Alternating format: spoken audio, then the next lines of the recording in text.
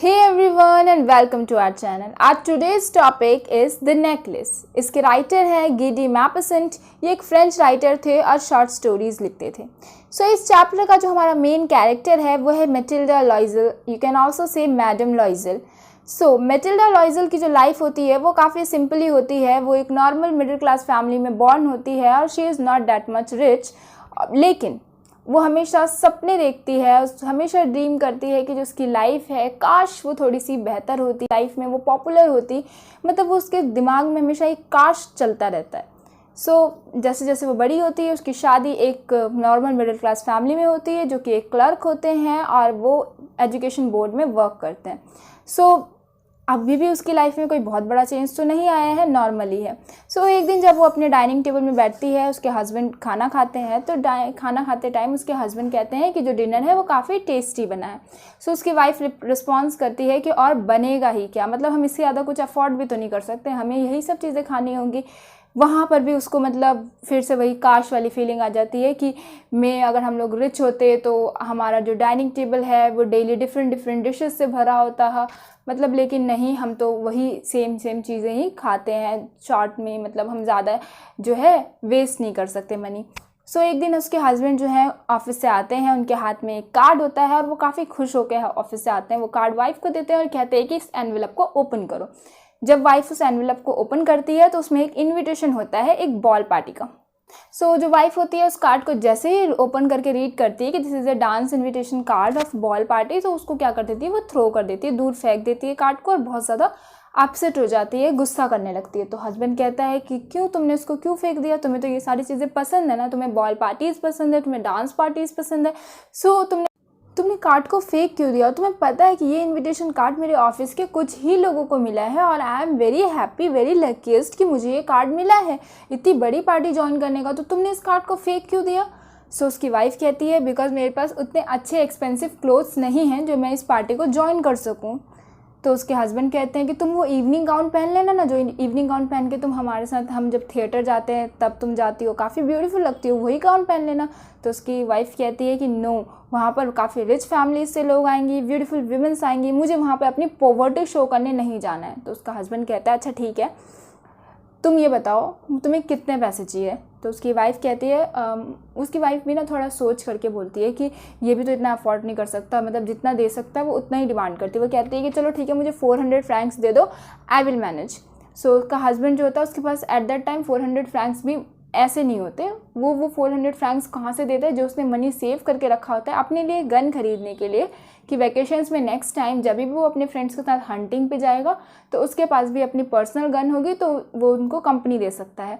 इसलिए वो एक गन खरीदने के लिए पैसे सेव करता है, लेकिन अब वो सेव 400 फ्रैंक्स जो है अपनी वाइफ को दे देता है। अब वो जो वाइफ होती है काफ़ी हैप्पी हो जाती है और 400 फ्रैंक्स में एक बहुत ही ब्यूटीफुल सा इवनिंग गाउन लेके आती है।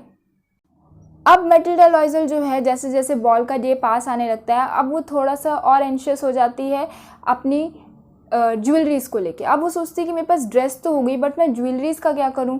अपने हस्बैंड से कहती है कि मेरे पास कोई ब्यूटीफुल सी प्रिटी या एक्सपेंसिव ज्वेलरी नहीं है, मैं क्या पहन सकती हूँ। उसके हस्बैंड कहते हैं कि एक काम करो, तुम ब्यूटीफुल फ्लावर्स को प्लग करके एक अपने लिए ज्वेलरी खुद डिज़ाइन कर लो और वो पहन लो। मतलब वो लोग इतने ज़्यादा पुअर होता है। तो उसकी वाइफ कहती है कि तुम पागल हो, मैं फ्लावर्स की ज्वेलरीज पहन करके पार्टी में जाऊंगी, लोग हंसेंगे मुझ पर, मतलब इस तरीके से फिर वो रिस्पॉन्स करती है। फिर उसका हस्बैंड कहता है अच्छा तुम्हारी एक फ्रेंड है ना जो बहुत रिच है, क्यों ना तुम उससे कुछ बोरो कर लो एक दिन के लिए, फिर उसे रिटर्न कर देना। तो उसकी वाइफ होती है वो सोचती है हाँ ठीक है, मैं अपनी फ्रेंड से तो बोरो कर सकती हूँ। वैसे उसकी वाइफ को अपनी फ्रेंड उतनी ज़्यादा पसंद नहीं आती बिकॉज क्योंकि जो उसकी वाइफ का नेचर है ना वो थोड़ा डिफरेंट है। मतलब वो थोड़ी जेलसी टाइप की फील करती है कि उसकी जो फ्रेंड है वो इतनी रिच है और वो बिल्कुल भी रिच नहीं है। उसकी फ्रेंड के पास इतनी सारी ड्रेसेस हैं, ज्वेलरीज हैं, इतना अच्छा घर है और इसके पास कुछ भी नहीं है। तो ये वो सारी चीज़ें कंपेरिजन से अपने आप को ज़्यादा ही मतलब बुरा फील कराने लगती है। सोचती है चलो अब तो मुझे ज़रूरत है तो मुझे जाना ही पड़ेगा उसके पास। तो वो अपने फ्रेंड के पास जाती है। उसकी फ्रेंड का नाम होता है मैडम जेनी फॉरेस्टीन, ठीक है। जेनी फॉरेस्टीन के पास वो जाती है। फॉरेस्टीन कहती है कि ठीक है, अगर तुम्हें मुझसे ज्वेलरीज बोरो करनी है तो ओके। वो अपना ज्वेलरी बॉक्स ला के दे देती है और कहती है कि इसमें जो भी ज्वेलरीज है तुम्हें जो भी पसंद है तुम वो ले जा सकती हो। अब जो लॉइजल होती है वो सारी ज्वेलरीज को देखती है। मिसेस लॉइजल देखने के बाद उसे कुछ ज़्यादा पसंद नहीं आता, तो वो कहती है कि बस इतना ही है तुम्हारे पास, ये और भी कुछ है? तो फिर वो और ला के देती है। फिर वो और ज़्यादा सेलेक्ट करती है, वो सारी ज्वेलरीज को अपने नेक पे लगा के देखती है। फिर उसको एक ब्लैक बॉक्स में एक बहुत ही प्यारा सा ज्वेलरी पीस उसको पसंद आता है, जो कि एक नेकलेस होता है। और वो जब उसे अपने गले पे सेट करती है तो वो फील करती है कि या this is perfect for me, या फिर ये चीज़ मेरे लिए ही बनी हो। बहुत ही ज़्यादा प्रिटी लगता है वो उसके गले में। सो उसके बाद वो डिसाइड करती है कि वो ये ले लेगी। तो अपने फ्रेंड से कहती है कि मैं ये ले सकती हूँ? तो उसकी फ्रेंड रिस्पॉन्स करती है, हाँ ऑफकोर्स तुम ये ले सकती हो। सो वो अब ज्वेलरी भी लेके आ जाती है। फाइनली उसका जो एक परफेक्ट लुक होता है वो तैयार हो जाता है। अब वो बिल्कुल एक सक्सेसफुल ब्यूटीफुल लेडी लग रही होती है वहाँ पर। दैट गाउन, ज्वेलरी एंड वो वैसे भी जनरली बहुत प्रिटी होती है। सो अब वो बॉल पार्टी में जाती है। पार्टी में सब उसको कॉम्प्लीमेंट्स देते हैं, सब उसको कहते हैं कि तुम बहुत प्रिटी हो। सब सारे जो मेंस होते हैं उसके साथ डांस करना पसंद करते हैं। सो मतलब एक जो उसको जो चीज़ चाहिए थी, पॉपुलैरिटी, वो उस पीरियड ऑफ टाइम के लिए उसको मिल जाती है पार्टी के अंदर, क्योंकि वो सबसे ब्यूटीफुल लेडी लग रही होती है उस टाइम पे, क्योंकि वो काफ़ी यंग और प्रिटी वैसे भी थी। सो 4 बज जाते हैं तो फटाफट क्या होती है, घर जाने की सोचती है। तो उसका हस्बैंड भी आता है, कहता है चलो चलते हैं। तो अब ठंड होती है, सो वो एक शॉल ऊपर से कवर करती है।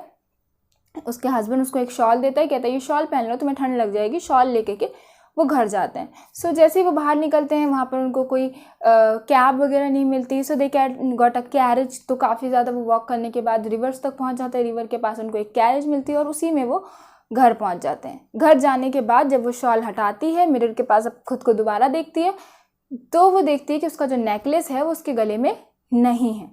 यहाँ पर वो उसका हस्बैंड सब शॉक हो जाता है। हस्बैंड ने कपड़े चेंज कर लिए होते हैं, वो अगेन कपड़े पहनता है और कहता है कि तुम श्योर हो कि जब तुम पार्टी से निकल रही थी तुम्हारे गले में नेकलेस था? तो वो कहती है हाँ था, लेकिन फिर कहाँ गया? फिर वो लोग बहुत ज़्यादा नेकलेस को ढूंढते हैं, स्ट्रीट पे, रोड पे, हर जगह पे ढूंढना शुरू कर देते हैं। कहीं उनको नेकलेस नहीं मिलता, वो पुलिस कंप्लेन लिखवाते हैं। वो इसके लिए रिवॉर्ड्स भी रखते हैं कि जो भी देगा उसको इतने जो है अमाउंट जो है रिवॉर्ड दिया जाएगा। न्यूज़पेपर में आर्टिकल्स डाल देते हैं उस लॉस्ट नेकलेस का। ठीक है, अब पूरा जो रात होती है शाम से लेकर के सब मतलब 7 बज जाते हैं सुबह के, बट उन्हें नेकलेस कहीं नहीं मिलता। सो अब जो उसके हस्बैंड होते हैं वो कहते हैं ये काम करो, हम नया नेकलेस तो इतनी जल्दी ला नहीं सकते, तो अपनी फ्रेंड को एक लेटर लिख दो कि जो नेकलेस है वो टूट चुका है, तो उसको हम रिपेयर करके तुम्हें दे देंगे। तो वो अपने फ्रेंड को एक लेटर लिख देती है कि जो नेकलेस है वो मुझसे टूट गया है, सो मैं उसको रिपेयर करके तुम्हें रिटर्न कर दूंगी, मुझे थोड़ा टाइम लगेगा। तो कुछ टाइम बाद जब उसने मार्केट में एक थोड़ा सेम टाइप का नेकलेस दिख जाता है तो वो उसको ख़रीदते हैं, जिसकी कॉस्ट होती है 36,000 फ्रैंक्स। 36,000 फ्रैंक्स, आप सोच सकते हो ये मैटिल्डा लॉइजल के लिए अफोर्ड करना कोई छोटी बात नहीं है। सो काफ़ी ज़्यादा सिमिलर सा आइडेंटिकल नेकलेस उसको मिल जाता है। 36,000 फ्रैंक्स में उसको ख़रीदती है और ले जा करके दे देती है अपनी फ्रेंड को, जेनी को। ठीक है, जेनी फॉरेस्ट्री नेकलेस ले लेती है। वो इतना ध्यान भी नहीं देती, वो अपने बॉक्स में रख लेती है। सो उस नेकलेस को यानी उस 36,000 पैसों को इकट्ठा करने के लिए उनके पास 18,000 फ्रैंक्स उन्होंने कैसे कैसे किया। उसके बाद फिर बचे हुए पैसों को उन्होंने लोन लिया, ठीक है, और अपना अपार्टमेंट चेंज कर दिया। मतलब ज़्यादा बड़ा अपार्टमेंट में ज़्यादा रेंट देना पड़ता था, उन्होंने छोटा अपार्टमेंट ले लिया। जो भी 1-2 मेड उनके घर पे आते थे उसको रिमूव कर दिया। मतलब अब उनकी लाइफ पहले से और ज़्यादा बुरी बन चुकी थी। सो बहुत ज़्यादा स्ट्रगल करने के बाद 10 साल लग गए उनको उस नेकलेस का जो लोन वगैरह था उसको क्लियर करने में, क्योंकि वो एक डायमंड नेकलेस था। 36,000 फ्रैंक्स उसको देने में, क्लियर करने में 10 साल का ड्यूरेशन लग गया और उनकी लाइफ बिल्कुल बकवास हो चुकी थी। और अब जो मिसेस लॉइजल थी वो यंग भी नहीं थी, मतलब अगर 30 की थी तब, तो अब ये 40 की हो चुकी थी, काफ़ी ओल्ड भी हो चुकी थी। और मतलब इस तरीके से इतनी पॉवर्टी में जी करके और ज़्यादा वो मतलब अंडर ग्लो और ज़्यादा एजड लग रही थी। सो एक दिन वो पार्क में बैठी रहती है तो वहाँ पर उसको अपनी फ्रेंड जेनी नज़र आती है। तो वो कहते हैं ये तो जेनी है, क्यों ना मैं इससे बात करूँ। सो ये सोचती है कि जेनी मुझे पहचानेगी, मतलब उसका जो गेटअप होता है वो बहुत ही ज़्यादा बुरा होता है। तो कहती है मुझे पहचानेगी। तो कहते ट्राई करते हैं ना, वैसे भी मेरा लोन वगैरह तो क्लियर ही हो चुका है। सो मैं अब उसको वो वाली बात भी बताती हूँ कि इसी की वजह से मेरी हालत हुई है। सो अपनी फ्रेंड से बात करती है। उसकी फ्रेंड जो है पहले तो पहचानने से इनकार कर देती है, फिर बताती है कि मैं तुम्हारी फ्रेंड मिटिल्डा हूँ, मैंने तुमसे एक बार नेकलेस बोरो किया। तो कहती है हाँ याद आया। सो फिर वो उसके साथ बातें करते हैं, आपस में उनकी कॉन्वर्सेशन स्टार्ट होती है। तो वो कहती है कि तुम्हारी ऐसी हालत क्यों हो गई है। तो उसने बोला कि मेरी ऐसी हालत तुम्हारी वजह से हुई है, तुमसे मैंने वो नेकलेस क्यों बोरो किया वो एक दिन का डिसीज़न मेरी लाइफ का सबसे बेकार डिसीज़न था जिसने मेरा सब कुछ बर्बाद कर दिया। तुम्हें तो मैंने नेकलेस किसी तरीके से लौटा दिया, लेकिन उस डेप्ट को पे करने के लिए हमारा पूरा 10 ईयर्स लग गया। मतलब इतना ज़्यादा महंगा नेकलेस हमने तुमको रिप्लेस करके दिया है। तो फिर वो कहती तुम किस नेकलेस की बात करो जो तुम मुझसे लेकर गई थी? वो नेकलेस तो सिर्फ 500 फ्रैंक्स का था, वो एक फॉल्स नेकलेस था। मतलब वो रियल डायमंड नेकलेस नहीं था। उसके लिए तुम्हें 36,000 फ्रैंक्स इन्वेस्ट किए मेरे लिए, और 10 ईयर्स से तुम इतना स्ट्रगल कर रही हो। तो मुझे सच बता देती। उसकी फ्रेंड तो यहाँ ऑनेस्ट होती है, वो क्लियरली कर देती है। वो चाहती तो छुपा सकती थी, बट वो क्लियर कर देती है कि तुमने बिना वजह ही इतनी प्रॉब्लम्स उठाई। और अब यहाँ पर जो मैटिल्डा लॉइजल है वो उसकी डिसऑनेस्टी की वजह से, उसकी मिसअंडरस्टैंडिंग्स की वजह से, उसके गलत डिसीजंस की वजह से उसकी लाइफ का इतना सारा जो टाइम था वो पूरी तरीके से वेस्ट हो गया और उसकी ज़िंदगी इस टाइप के सिचुएशन से होकर गुजरी। तो ये हमारा चैप्टर था पूरा, और इस चैप्टर का मोरल भी यही है कि आपकी डिसऑनेस्टी, मिसअंडरस्टैंडिंग्स आपकी लाइफ में, गलत डिसीजंस बहुत कुछ बर्बाद कर सकती है। सो ये सारी चीज़ें जो है आपको सोच समझ के करनी चाहिए।